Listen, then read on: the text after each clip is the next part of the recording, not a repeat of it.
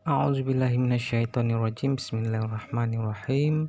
Wa qalu la yadkhulal jannata illa man kana huda wa nasara tilka amaniyuhum.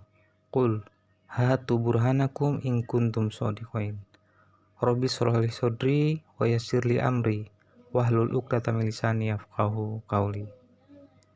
Dan karena perkataan orang-orang Kristen itu, sesungguhnya tidak akan masuk surga selain penganut agama Kristen saja. Itu adalah angan-angan kosong bagi mereka. Katakanlah kepada mereka, kepada orang-orang Kristen itu, tunjukkanlah bukti kebenaran kalian jika kalian itu adalah orang-orang yang benar.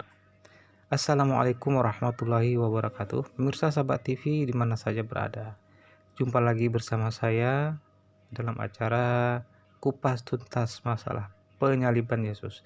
Dalam hal ini, Ruang Apologetik Kristen itu membuat suatu topik tentang diskusi masalah siapa yang disalib.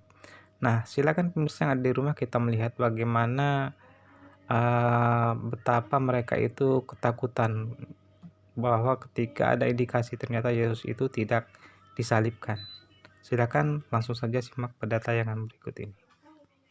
Oke, di sini ada Pak Sahabat TV. Saya naikin. Selamat malam Pak Sahabat TV. Selamat malam. Oke, Pak Sahabat TV. Saya rasa Pak Sahabat TV udah selalu masuk ya, udah tahu ya. Dan di sini temanya adalah penyaliban ya Pak ya. Tapi ya. Biar berdiskusinya lancar dan nggak terkesan ngomong semua, biar jelas saya kasih waktu ya, kasih timer ya. Baik. Saya urutin satu persatu, satu orang bertanya, satu orang itu bisa 10 menit ya, satu orang saya kasih waktu 10 menit. Jadi nanti bergantian ya Pak ya. Ya baik. Oke, bentar saya siapkan dulu untuk waktunya. Ada yang mau pembukaan dulu Pak sebelum kita mulai satu persatu nanti? Jika kita membahas masalah penyaliban, tentu saja ya. Apa yang Al-Quran ingin sampaikan adalah tentu saja berdasarkan apa yang disampaikan di dalam surat keempat ayat 157. Ya, di sana dikatakan bahwa mereka itu tidak berhasil membunuhnya dan tidak pula menyalibnya, melainkan hanya ditampakkan saja bagi mereka. Nah, jadi di dalam hal ini pertama-tama kita harus memahami dulu apa itu definisi dari istilah kata menyalib. Ya, tentu saja dalam hal ini jika kita merujuk dari apa yang disampaikan oleh Al-Quran, ya, bahwa kata solabu dalam bahasa Arab itu adalah tentunya berhubungan dengan tulang. Definisi dalam hal ini ketika kita mengatakan bahwa apa itu arti kata menyalib, definisi dari arti kata kamus menyalib menurut apa yang disampaikan oleh Al-Quran itu adalah bahwa orang-orang Yahudi itu dan Romawi tidak pernah berhasil membunuh Yesus itu melalui padang salib. Nah, kemudian jika kita melihat apa maksud dari kata lahum itu adalah hanya ditampakkan saja bagi mereka. Ya mungkin seperti itu sementara dari penyampaian saya. Terima kasih. Oke, terima kasih Pak Sahabat TV. Nah, kita mulai dari paling atas ya. Mungkin Pak Emen duluan atau yang lainnya? Atau dimulai dari Pak Abdon Sagala. Salam Pak Abdon Sagala. Boleh. Tapi saya tadi nggak ada sahabat. Oh, gimana Pak? Mau Pak Emen dulu apa Pak Abdon Sagala ini? Oke, sebentar. Ini Pak Abdon Sagala ya. Dimulai Pak Abdon Sagala. Oke. Saya mulai waktunya 10 menit ya. Oke, mulai dari sekarang. Silakan. Oke, Pak Sobat TV. Ini saya anggap ini gelar perkara aja nih di pengadilan nih. Saya tanya Pak Sobat TV, saya anggap ini saksi ahli. Pak Sobat TV, sesuai dengan kitab Al-Quran bahwa Isa Al-Masih tidak disalib, benar? Benarkah Pak? Iya benar, tidak disalib. Nah, ya. Jika memang tidak disalib, siapa yang disalib Pak? Dalam hal ini, ketika kita mengatakan siapa yang disalib, pertama-tama kita harus pahami dulu apa itu definisi dari arti kata menyalib. Saudara paham nggak apa itu arti atau definisi dari kata menyalib? Oke, dengan Al-Quran sendiri apa arti salib Pak? Salib, ya, itu adalah membunuh seseorang dengan cara digantungkan di palang salib. Bapak bilang tadi artinya menyalib itu adalah membunuh. Benar kan?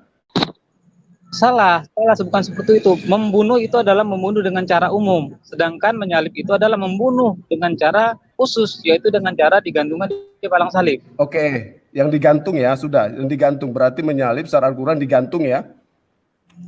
Jangan Oke. seperti itu, jangan mengkonter dari perkataan saya. Tadi saya katakan apa? Saya katakan bahwa menyalib itu adalah membunuh dengan cara ya digantungkan di palang salib sampai Oke, mati. Ingat, membunuh dengan cara digantung, oke?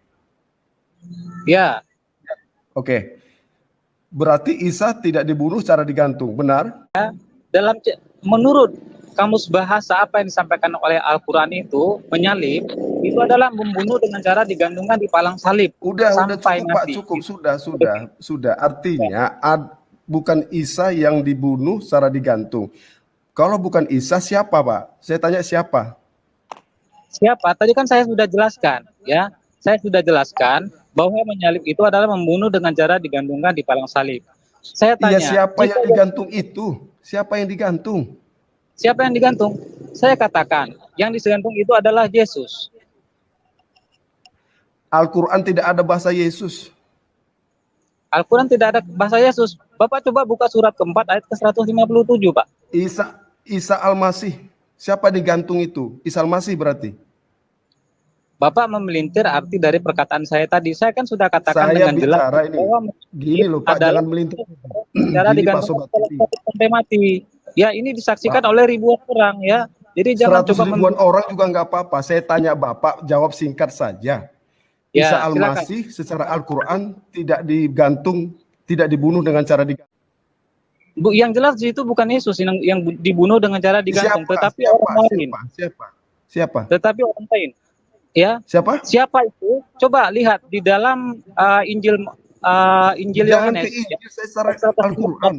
Secara Al-Quran Pak, saya tanya secara Al-Quran, siapa yang dibunuh dengan cara digantung? Kalau bukan Isa Al-Masih siapa? Siapa di situ ya? Tadi saya sudah jelaskan ya. Menyalib itu adalah membunuh dengan cara digantungkan di palang salib sampai mati. Bapak ini jika saja saya setuju. Yesus itu saya setuju. Siapa yang dibunuh secara digantung itu? Kalau bukan Isa Al-Masih siapa? Sebut aja namanya siapa? Al-Quran tidak mengatakan orang lain di situ. Al-Quran tidak mengatakan orang lain. Oke, orang lain. Berarti orang lain ya. Bapak nggak bisa jawab. Oke, stop ya. Orang lain. Jadi Anda coba jangan mengikut perkataan saya. Saya tidak sudah. Ya? Berarti orang lain. Jangan coba memfitnah saya. Ya jadilah orang lain. Gini loh kok memfitnah kita kok. Gini, saya bicara bertanya secara Al-Quran, berarti orang lain. Oke, setuju? Nah, sekarang saya tanya lagi. Di mana? Al-Quran di mana? Orang lain. Iya, di mana? Oke, saya setuju orang lain yang diserupakan ya. Berarti Bapak nggak tahu namanya. Siapa yang mengatakan orang lain? Lah, kan Bapak sendiri tadi ngomong. Yang saya katakan itu adalah menyalib itu adalah membunuh dengan cara digantungkan di palang salib. Tetapi jika kita melihat dari konteks dari apa yang disampaikan oleh Al-Quran situ, bahwa Yesus itu tidak dibunuh dengan cara digantungkan di palang salib, tetapi ada indikasi orang lain. Bapak, saya tanya secara Al-Quran. Isa Al-Masih itu tidak disalibkan. Kalau kata Bapak dibunuh secara digantung, bukan Isa Al-Masih. Kalau bukan Isa Al-Masih, siapa? Al-Quran tidak mengatakan orang lain. Oke, berarti nggak ada orang lain ya? Kalau menurut Al-Quran tidak ada orang lain. Ya. Siapa? Saya mengatakan ya tadi kan Bapak meminta menurut Al-Quran. Al-Quran tidak mengatakan orang lain. Jadi jangan tanya siapa. Loh, kan diserupakan tuh, diserupakan. Siapa yang diserupakan? Nah, inilah celakanya Bapak ya. Kok celakanya dijawab aja, itu diserupakan itu siapa? Kata syubihalahum itu adalah ditampakkan saja bagi mereka atau diserupakan ya. Bukan diserupakan orang lain, tapi kondisi diserupakan. Oke, sudah, diserupakan. Kalau begitu, tampak matinya itu Yesus itu adalah sama juga masuk Al-Quran seperti itu. Dengar dulu, diserupakan ya. Ya, silakan. Oke. Tapi jangan perkataan saya. Kejadiannya tempat penyalipan itu di mana kejadiannya, Pak? Menurut siapa ini? Menurut siapa? Saya tanya secara Al-Quran, Bapak Muslim kan? Ya. Saya Muslim.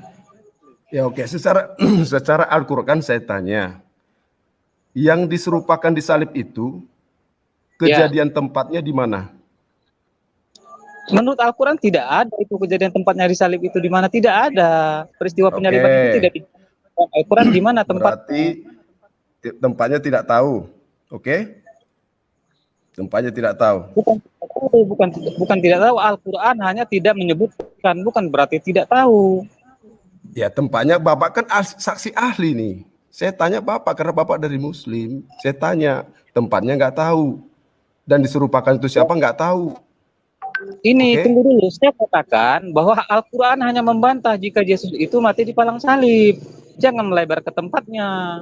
Saya tetap bertanya, tetap Al-Quran, jangan bawa dulu ke Alkitab. Ya kalau tadi kan saya sudah jelaskan, Al-Quran hanya membantah jika Yesus itu mati di palang salib menurut keyakinan umat Kristen yang keliru itu. Jangan membawa-bawa ke tempat. Saya tanya Al-Quran, Pak. Saya tidak mau tanya Alkitabnya. Saya tanya secara Al-Quran. Saya pengen tahu cerita Isa Al-Masih di Al-Quran. Ya. Nah, Bapak bilang diserupakan itu siapa nggak tahu, tempatnya nggak tahu. Oke? Yang tidak tahu sekarang itu Bapak. Tunggu dulu Pak. Saya sudah jelaskan tadi kata syubihalau itu diserupakan kan saya sudah jelaskan tadi. Kok Bapak malah memelintir perkataan saya dengan menghubungkan dengan orang lain? Cobalah bersikap jujur di sini Pak. Saya tanya Bapak itu nggak tahu orangnya siapa disalibkan dan siapa diserupakan itu nggak tahu. Kejadiannya juga tempatnya nggak tahu. Oke? Tidak menyebutkan Udah, terima kasih. Dua pertanyaan itu Bapak nggak bisa jawab. Udah. Oke, silakan yang lain. Oke. Saya mau kasih peraturan dulu. Soalnya tadi saya perhatikan sepertinya Pak Sabat kalau diskusi dengan saya bicaranya pelan-pelan ya Pak ya.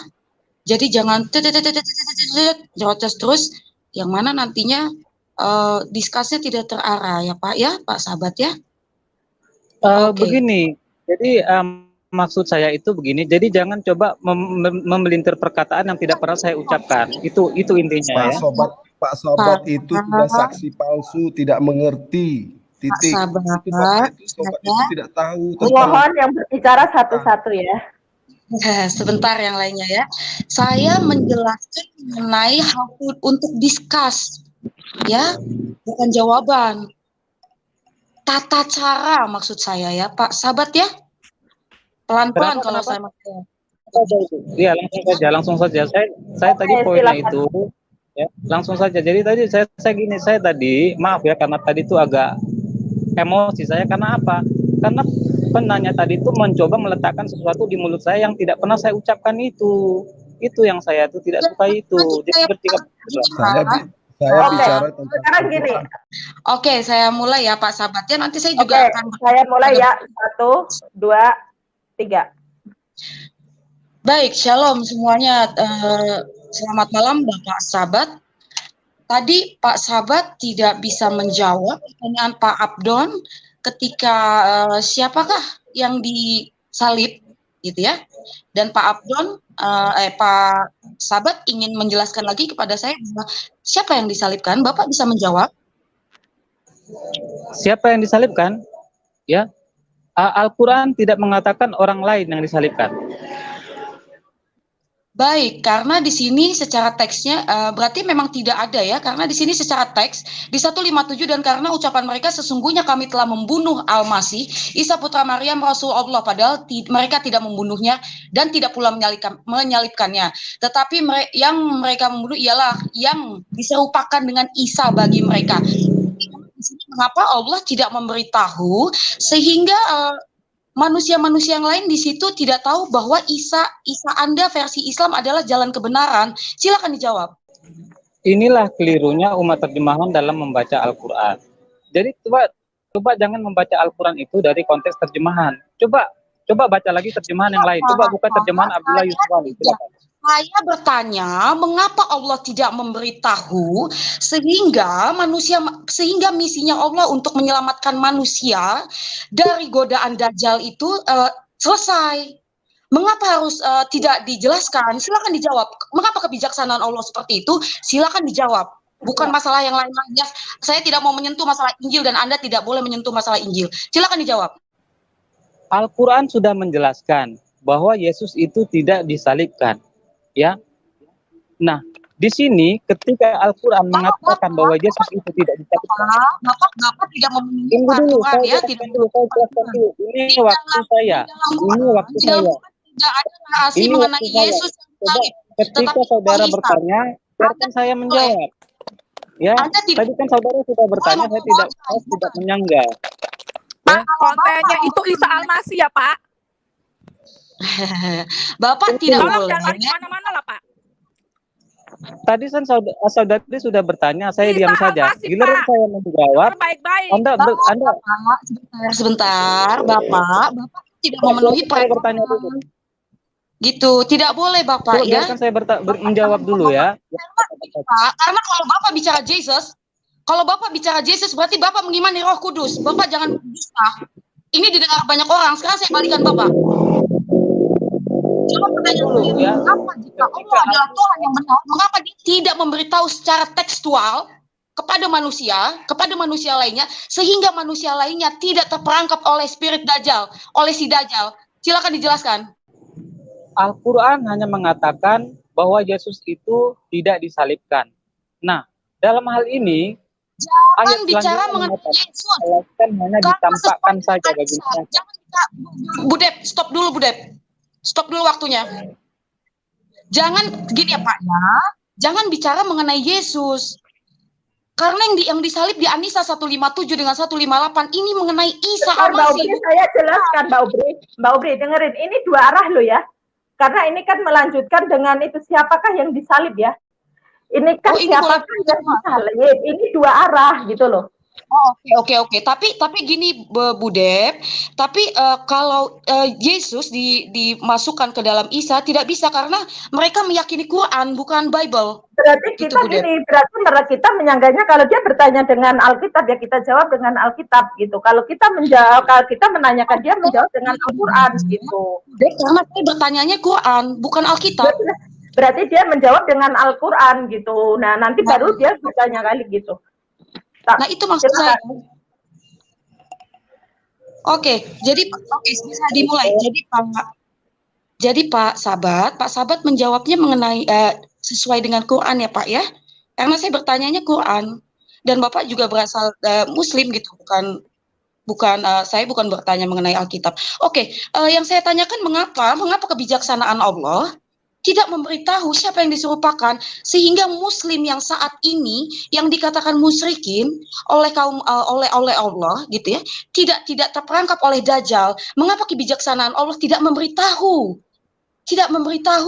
jika Allah adalah Tuhan yang benar dan sayang kepada semua manusia? Mengapa Allah tidak memberitahu? Itu yang pertama. Yang kedua, mengapa jika dikatakan Isa itu adalah tokoh yang besar, lalu mengapa tugasnya membunuh babi, mematahkan salib? Silakan dijawab. Tunggu dulu ya. Ketika ini tadi saya ingin menyanggah kekeliruan pemahaman saudari dalam membaca Al-Quran. Al-Quran tidak pernah mengatakan orang lain yang diserupakan lalu orang lain yang disalibkan, bukan Yesus. Al-Quran tidak mengatakan seperti itu. Al-Quran hanya mengatakan bahwa Yesus itu tidak disalib, ya, dan melainkan hanya ditampakkan saja bagi mereka. Jadi inilah kesalahan celakanya ketika kita tidak memahami apa itu definisi dari arti kata menyalib. Silakan buka kamus besar bahasa Indonesia atau bahasa. Jawab ke pertanyaan saya. Dengan cara dengan dibalas salib sampai mati, ya. Oke. Jadi jawaban dari pertanyaan saya apa? Ya, bukan orang lain yang merupakan. Itu intinya. Ya. Jawaban dari pertanyaan saya apa? Saya sudah jelaskan tadi bahwa saudara sudah salah mengerti dalam memahami Al-Quran. Al-Quran tidak pernah mengatakan orang lain yang digantikan. Begini ya, jika Allah memang sayang, kan dikatakan bahwa Allah maha bijaksana, Allah maha adil. Apakah Allah adil untuk semua manusia sehingga dia sampai lupa, sampai lalai memberitahu siapa yang diserupakan? Kalau saja Allah tidak lalai atau si penulis Quran tidak lalai menulis Quran dan memberitahu siapa sih yang diserupakan, sehingga dia tidak Dajjal, gitu loh Pak. Apakah Allah ini bisa dikatakan Tuhan yang benar? Baik, tadi ini poin ini sudah saya jawab bahwa celakanya saudari ini ketika membaca Al-Quran itu dari terjemahan. Menjawab poin saya. Mengatakan orang yang merupakan ini kekeliruan saudari ini. Ya. Oke, jawab ini pertanyaan. kelirunya saudari dalam Al-Quran. Oke, lanjut di pertanyaan kedua. Besar ini. Oke, saya tidak Oke, saya lanjut ke pertanyaan kedua ya. Tadi Bapak tidak bisa menjawab pertanyaan kedua. Lalu bagaimana bisa? Ini saudari sudah disaksikan oleh ratusan atau ribuan orang. Anda sudah berdusta. Tadi saya sudah jawab. Saya tidak berdusta.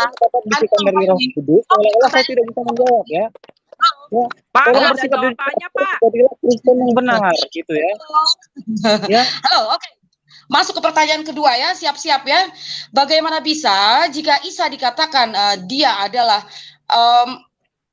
penyelamat manusia, lalu salah satunya kedua tugas Isa nanti akan datang ke bumi ini adalah membunuh babi, ya, membunuh babi, serta menghapuskan jizyah, mematahkan salib. Bagaimana bisa jika Isa yang benar, bagaimana bisa dia membunuh salib? Jika hanya tugasnya seperti itu, saya rasa juga jizyah juga sekarang sudah tidak ada ya, sudah dihapuskan. Lalu membunuh babi, orang banyak sekarang membunuh babi, Bapak. Lalu dengan mematahkan salib, bagaimana bisa? Sekarang juga orang bisa banyak mematahkan salib, bahkan ngebom. Gereja pun dibom sehingga salib-salibnya. Silakan dijawab Bapak, apakah tokoh Isa itu adalah tokoh Isa yang benar untuk menuju ke dalam kerajaan surga? Silakan dijawab Bapak.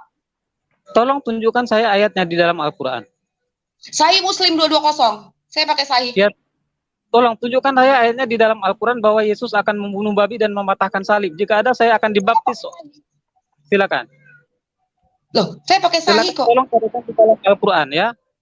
Minta bantuan Roh Kudus di dalam Al-Quran itu. Tolong minta bantuan Roh Kudus, cari ayat di dalam Al-Quran. Jika ada, saya akan dibaptis malam ini juga.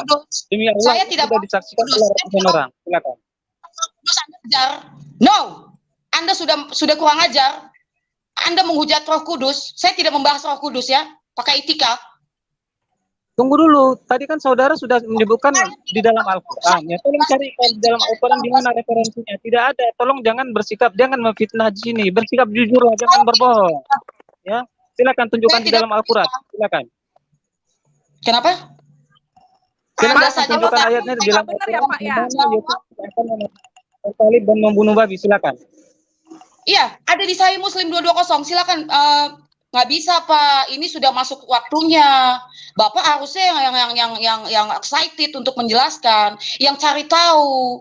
Itu kalau mindset orang benar gitu loh Pak. Saya minta saudari tolong tunjukkan di dalam Al-Quran. Ya, saya minta Anda tolong carikan di dalam Al-Quran. Tadi kan sejak pertama tadi Anda sudah mengobok-ngobok Al-Quran. Tolong carikan referensinya di dalam Al-Quran. Silakan. Anda sudah mengobok-obok Roh Kudus, saya tidak membahas Jibril, jadi tolong pakai etika. Silakan dilanjutkan yang lainnya karena Bapak tidak menjawab pertanyaan saya. Thank you. Anda tidak menjawab ya. Jadi Roh Kudus pun tidak bisa membantu itu. Anda hanya memfitnah di sini. Jadi Anda tidak bisa menunjukkan di dalam Al-Quran yang mana Yesus akan mengatakan salib diam. Ya. Saya Ya, tidak silakan yang fitnah. lain. Saya ingin mencari Kristen yang jujur di sini. Saya ingin mencari Kristen yang jujur di sini. Silakan. Bu Deborah, saya udah siap bertanya ya. Kalau giliran saya, terserah giliran siapa. Oke Bu, sebelum saya mulai, stop dulu. Sebelum saya mulai bertanya, tolong di-share screen Bu yang itu. Dan sesungguhnya, yang ayat dalil yang tadi. Nanti kalau kebacaan kehabisan waktu Bapaknya sebenarnya. Kalau bisa. Enggak apa-apa. Di share screen langsung aja Bu, langsung aja jalan jamnya nggak apa-apa. Mana hadis yang mana Pak? Yang dan sesungguhnya yang itu. Hadis 157 mungkin itu. Ya betul yang tadi tunjukkan. Oke, Pak Sahabat TV. Selamat malam. Ya, halo, selamat malam ya. Oke. Saya mau tanya di dalil ini ya. Dan karena ucapan mereka, sesungguhnya kami telah membunuh Al-Masih Isa Putra Maryam, Rasul Allah. Oke. Saya mau tanya di sini, mereka yang dimaksud di sini siapa ini? Ya, mereka yang dimaksud di situ siapa tuh? Yahudi atau apa? Mereka di sini adalah orang-orang Yahudi dan orang Romawi ya. Enggak, saya mau tanya siapa? Yahudi? Yahudi dan Romawi di sini. Yahudi dan Romawi. Iya, betul. Oke. Di sini dikatakan sesungguhnya kami telah membunuh Al-Masih. Di sini tuh kan jelas nih. Ya. Isa putra Maryam Rasulullah. Ya, di sini pernyataannya jelas. Ya. Sesungguhnya kami telah membunuh Al-Masih Isa putra Maryam Rasulullah. Iya, benar. Ya. Oke. Ya. Kemudian di sini di bawah dikatakan, ya. Ada suara motor ya. Padahal mereka tidak membunuhnya dan tidak pula menyalibnya. Tetapi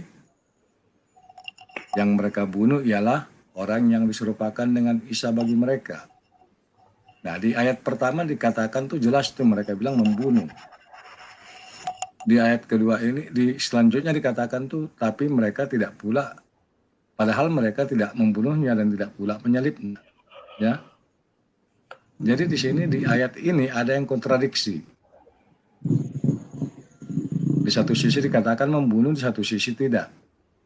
Yang mana yang betul ini? Jadi di sini Al-Qur'an hanya menegaskan bahwa orang-orang Yahudi ya dan Romawi itu mengatakan bahwa mereka itu telah membunuh Isa putra Maryam, ya, Rasul Allah. Tetapi di ayat selanjutnya itu Allah hendak menegaskan bahwa sebenarnya mereka itu tidak membunuhnya dan tidak pula menyalibnya gitu. Ya, silakan. Iya. Jadi bukan kontradiksi, bukan kontradiksi. Ya jelas kontradiksi lah. Di satu sisi mengatakan tuh sesungguhnya itu kan jelas itu, sangat jelas itu dikatakan tuh pernyataan itu. Di situ ayat itu mengatakan bahwa karena perkataan mereka, sesungguhnya kami telah membunuh Isa putra Maryam Rasulullah.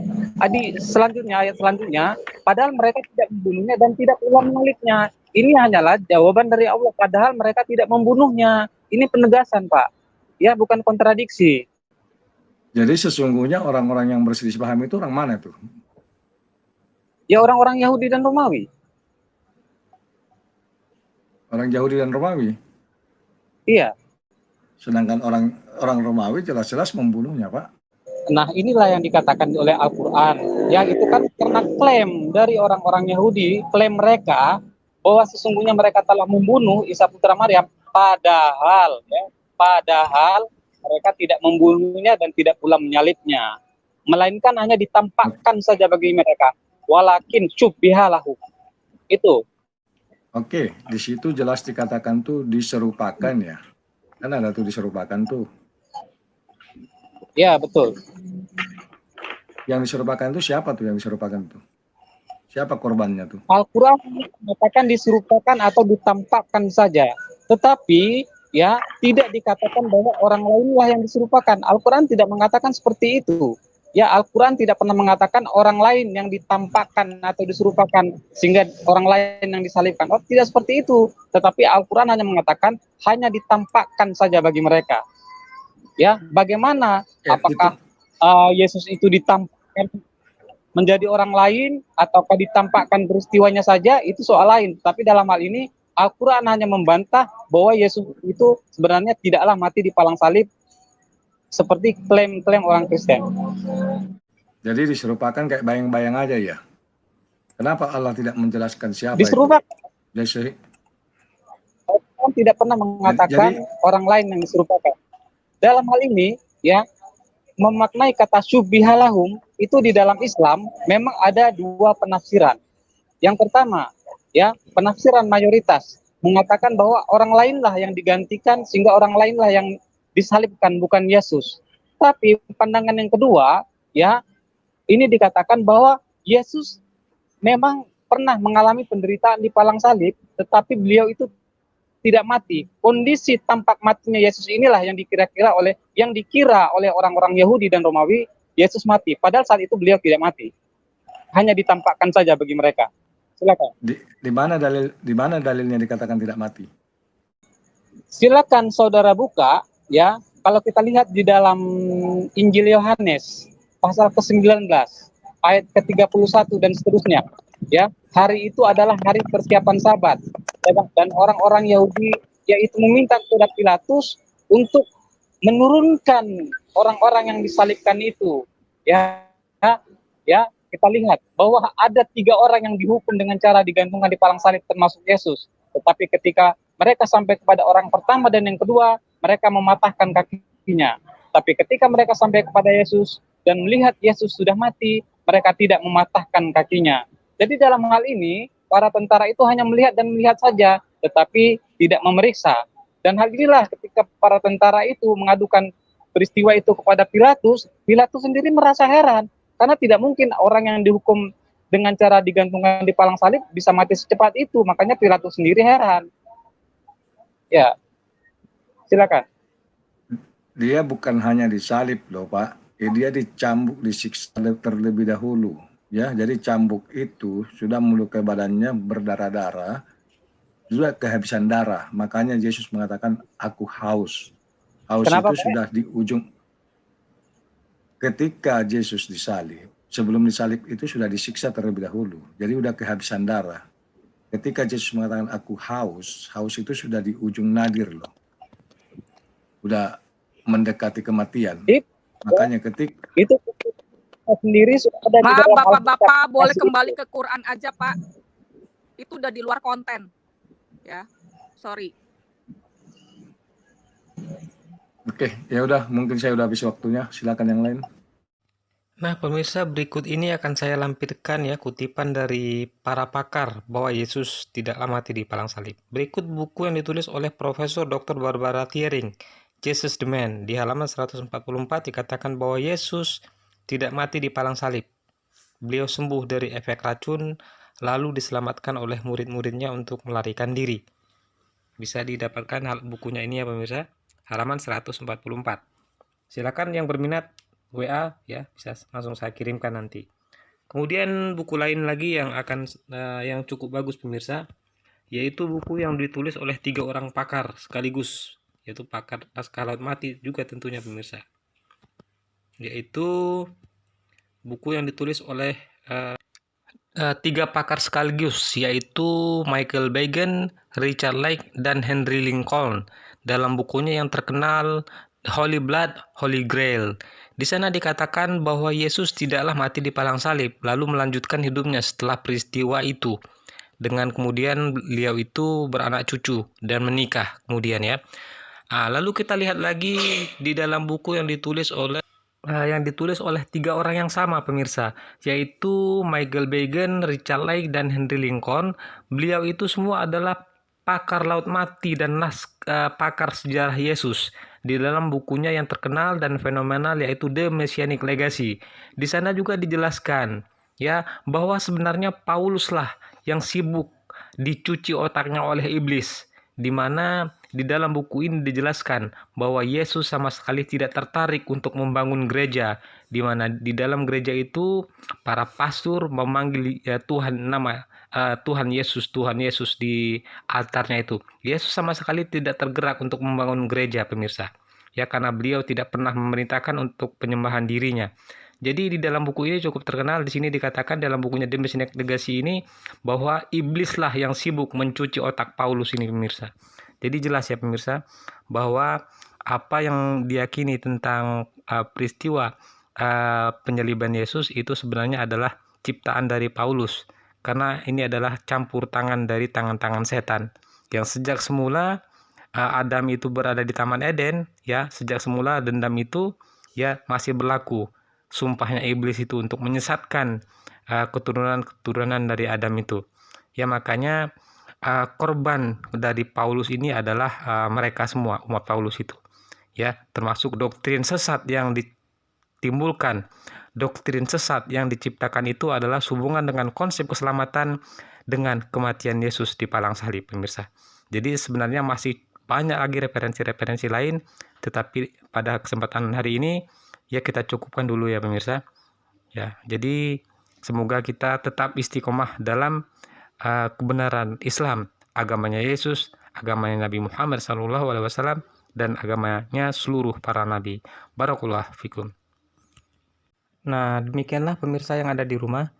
bisa pemirsa saksikan sendiri ya bagaimana ketika berdiskusi dengan umat Paulus yang sesat itu, mereka itu kebiasaannya adalah selalu memelintir perkataan yang tidak pernah kita ucapkan. Ya, pemirsa sudah bisa melihat tadi bagaimana berpuluh-puluh kali saya jelaskan, tapi masih juga muter-muter ke situ ya pemirsa. Intinya itu misalnya tentang kata Al-Quran, bahwa Al-Quran tidak pernah mengatakan orang lain. Masih dipaksa juga. Intinya itu pemirsa, ketika dia memaksa bahwa harus ada orang lain yang disalibkan di situ, padahal Al-Quran tidak mengatakan seperti itu artinya dia itu adalah korban terjemahan. Karena dia membaca Al-Quran itu dari terjemahan. Makanya kita umat Islam adalah umat yang paling beruntung karena kita punya kitab suci, bukan hanya terjemahan ya, tetapi kita memahami Al-Quran itu adalah dari konteks bahasa wahyu itu. Ya, jadi inilah celakanya umat Paulus itu memahami Al-Quran dari terjemahan. Ketika mereka celaka memahami Alkitab mereka sendiri dari terjemahan, lalu mereka mencoba untuk mengobok-ngobok Al-Quran dengan merasa mendapat bisikan dari Roh Kudus, justru tambah sesat lagi. Jadi sudah pemirsa saksikan ya, artinya konsep keselamatan yang mereka imani dengan kematian Yesus itu adalah palsu pemirsa. Jadi itu adalah kebodohan dan kebohongan mereka. Yang mereka ini sebenarnya adalah korban dari kebohongan Paulus. Ya, jadi pemirsa yang ada di rumah, ini baru halaman pertama pemirsa. Kita akan buka lagi lembaran-lembaran halaman berikutnya untuk membongkar habis tentang konsep keselamatan mereka yang keliru. Mereka seolah-olah bahwa mereka itu selamat, hanya mereka yang masuk surga. Mereka membodohi kita. Mereka mengatakan Muslim itu tidak selamat, akan masuk neraka. Padahal mereka itu hanya mimpi-mimpi belaka. Itu adalah angan-angan kosong belaka, angan-angan kosong mereka. Sudah dijelaskan oleh Allah dalam surat kedua ayat ke-111 bahwa itu adalah angan-angan kosong saja orang-orang umat Paulus itu. Terima kasih pemirsa yang ada di rumah. Jika ada kritik dan saran silakan tulis di kolom komentar. Terima kasih ya atas segala perhatian dan mohon maaf atas segala kekurangan. Wabillahi taufiq wal hidayah. Assalamualaikum warahmatullahi wabarakatuh.